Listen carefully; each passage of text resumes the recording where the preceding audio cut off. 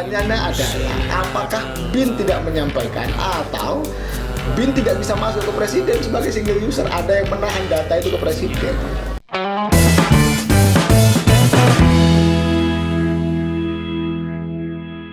Dan masalahnya di kita malah muncul tahayul, Gus. Contoh gini, ada beberapa itu kan menyatakan bahwa virus corona itu tentara Allah katanya. Jadi hanya menyerang itu ke kaum kafir. Nah, itu kan udah melenceng, udah tahayul kayak gitu kan. Kemudian virus corona itu tidak kuat di tropis, misalnya daerah panas misalkan. Kemudian apalagi ya, itu kan banyak hal-hal yang menyatakan bahwa gak mungkin ke Indonesia misalnya. Tapi kan faktanya juga masuk juga kan. Iya. Jadi itu memang di awal-awal virus corona ini mewabah di Cina, warga Indonesia itu memang senang bertahayul gitu. Cerita-cerita lama ya kemudian direproduksi dan dikait-kaitkan dengan virus corona. Orang Jawa menyebutnya sebagai otak-atik gathuk gitu. Coba dicocok-cocokkan walaupun tidak cocok. Iya. Sambil minum aja kan? Ayo silakan. Ada yang menyebut itu tentara Allah gitu. Ini kan analogi yang cukup berbahaya ya. Ya itu, dia kan menggunakan ayat ke konteks yang berbeda sebetulnya. Sangat berbahaya. Kira-kira begini, kalau disebut tentara Allah, misalkan Allah sebagai apa dan panglimanya, gitu. Terus ke manusia ini sebagai apa? Wali Allah itu sebagai apa dan kalau kemudian virus itu dianalogikan sebagai tentara.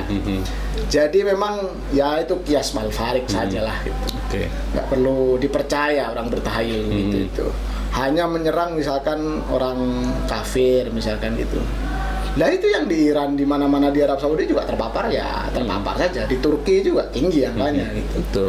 Angka COVID juga tinggi di sana. Jadi virus itu hidup, dia bisa berkembang kalau bertemu dengan manusia.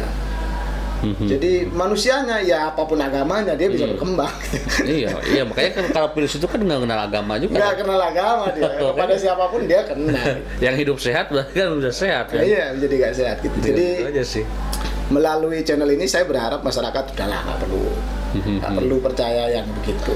Ilmu itu kan memang sengaja diturunkan oleh Allah untuk menjadi cahaya, nurun. Ya. Makanya minat dulumati ilan nur, karena dulumat itu tanpa ilmu, nur itu ya biilmin gitu, dengan ilmu gitu. Nah, ini isunya kesehatan, ya kesehatan, pakai kesehatan. Apakah di Islam tidak ada tokoh yang mengerti tentang kesehatan? Banyak kan. Banyak sekali, Ibnu Sina. Iya, zaman peradaban maju itu kan banyak sekali gitu. Tapi kenapa orang Islam sekarang lebih percaya terhadap dogma yang gak jelas bagaimana mempertanggungjawabkan dogma seperti itu. Iya. Ya kita bergeser entah masyarakat Islam ini mau menuju kegelapan atau gimana ini agak aneh. Apalagi sekarang dikait-kaitkan dengan politik, kemudian komunis segala macam. Negara komunisnya juga kena kok. Negara Amerika saja yang mayoritas di sana itu banyak kena juga kan? Kena di sana. Bahkan katanya Amerika juga paling tinggi sekarang. Paling tinggi ya. Paling tinggi hari ini paling tinggi. Italia bahkan nyerah katanya. Italia udah KO, udah KO mereka. Nggak siap. Padahal Vaskes, fasilitas kesehatan Italia mungkin lebih bagus daripada kita kan? Lebih bagus daripada kita. Faktanya ya begitu. Nah, ya jadi masalah itu kan gini. Ketika lockdown, lockdown di Cina, Wuhan lockdown aman. Kemudian itu bisa di lockdown untuk satu kota ya, Wuhan. Nah, kalau di Indonesia lockdown kemarin yang mudik Kuningan udah 70.000. Iya. Ya susah. Disuruh di rumah juga masih berkeliaran keluar. Jadi memang lockdown itu pilihan terakhir yang bisa dilakukan. Tapi sebelum pilihan terakhir banyak pilihan yang lain gitu. Ya. Nah, opsi lockdown itu kenapa pemerintah tidak diambil oleh pemerintah, itu juga rasional buat pemerintah karena kesiapan pemerintah financial endurance pemerintah kita seperti apa. Kan normatifnya pemerintah itu membayar hutang, tanggungan hutangnya di awal tahun. Awal tahun Januari Februari itu mereka bayar hutang gitu, negara ini bayar hutang. Kemudian setelah masuk Maret April ketika APBN murni itu mulai berjalan, kondisi ekonomi kita stabil karena udah nggak dibebani hutang, karena hutangnya bayar di awal. Problemnya kita baru selesai bayar hutang, lalu kemudian masuk di awal APBN murni, dan kita kena wabah seperti ini. Jadi memang Catatan sederhananya ya negara ini financial endurance-nya juga terbatas sebetulnya. Dan kebijakan terkait penanganan virus ini atau wabah virus ini berarti memang belum siap ya untuk secara regulasi dah. 11 dari 34 provinsi kita hanya 11 provinsi yang lengkap vaskesnya. Ketersediaan 11? dokter hanya 11 provinsi dari 34. Oke. Ambil contoh misalkan di Kuningan sendiri di sini. Kita punya dokter spesialis paru berapa? 2. Dokter THT kita berapa? Terbatas juga. Betul. Vaskesnya seperti apa? Fasilitas kesehatannya seperti apa? Nah, dari situ kita bisa melihat sebetulnya bahwa tenaga medis kita tidak siap untuk diserang, untuk melawan wabah ini. Oleh karena itu, menurut saya pemerintah juga harus mawas diri, harus rendah hati. Mulai dari hari ini harus ngajak bicara tokoh-tokoh masyarakat. Gitu. Betul. Harus ngajak tokoh masyarakat bagaimana ya tokoh masyarakat ini memang tidak punya ilmu medis misalkan. Tetapi mereka punya kapasitas sosial yang bisa membatasi masyarakat untuk tidak melakukan A, tidak melakukan B, harus melakukan A atau harus melakukan B. Nah, itu kan juga kelihatannya belum ditempuh kan itu sampai saat ini itu kan. Sampai hari ini mulai dari pemerintah pusat sendiri maupun pemerintah kabupaten daerah itu belum ditempuh. Ya makanya kan susah, misalnya pembatasan jam gitu. Ya susah kan ketika misalnya kalau pasti kan ada opinion leader ya tiap daerah itu kan. Nah itu makanya kan belum disentuh gitu. Nggak disentuh ya itu problem.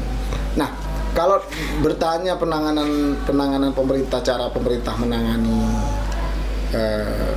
wabah COVID ini, ada banyak sebetulnya analisa yang pertama misalkan pemerintah itu gagal melakukan tracing itu nge-track mengecek ya, melakukan tracking terhadap misalkan saya positif, saya bersentuhan dengan siapa, saya berada di mana ketika saya terpapar, itu kan tracing namanya. Tapi bukannya susah Gus, soalnya kan Indonesia itu kultur sosialnya kan tinggi. Sebetulnya mudah sekali, ada banyak perangkat intelijen yang bisa dilakukan itu.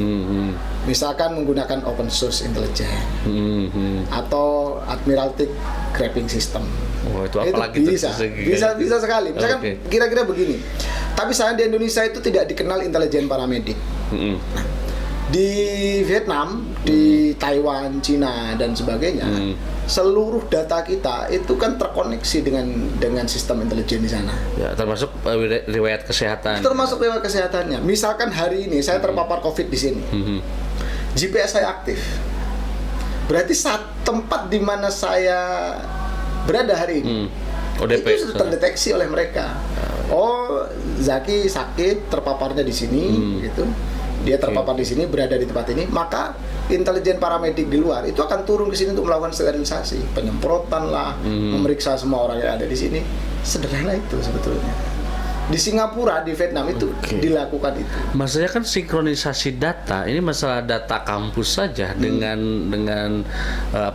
KTP, dengan Dukcapil itu baru sekarang sinkron. Problem data problem akut Republik ini. Iya. Problem akut. Maksudnya itu aja udah lama diwacanakan, ternyata baru 2020 terrealisasikan itu. Itu problem akut di Republik ini, itu problem akut.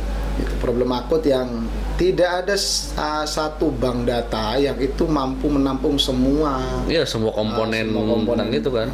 Jadi agak sulit.